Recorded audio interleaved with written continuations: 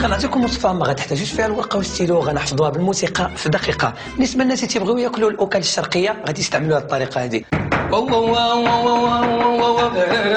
الملحه والقزبر والكمون 50 غرام ديال الزبده غتشديها وتذوبيها ديريها في الطاجين وسقيها وشوفي شي فروج وحكويه وفركين بالمصيار وديريه وفي الفران 40 درجه الحراره وفي الفران. بالنسبه للناس الاخرين تيبغيو داكشي لبناني يديروا الطريقه هادشي.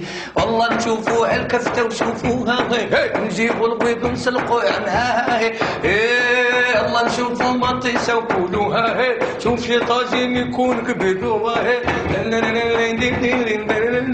الناس اللي تيبغيو ياكلوا الاكل الشعبيه غادي يطبقوا هذه الطريقه، غادي يشدوا بحال هكا وغادي يقول لمرته وهي جالسه وهي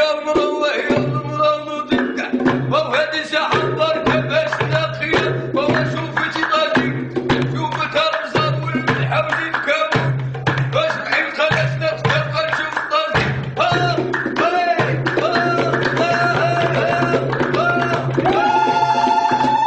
وهذه ماكله مزوقه باش ناقيه. تابعوا المغامرات القادمه ديال ايكو مع باين جي اس ام. باين جي اس ام ديما واقف معاك.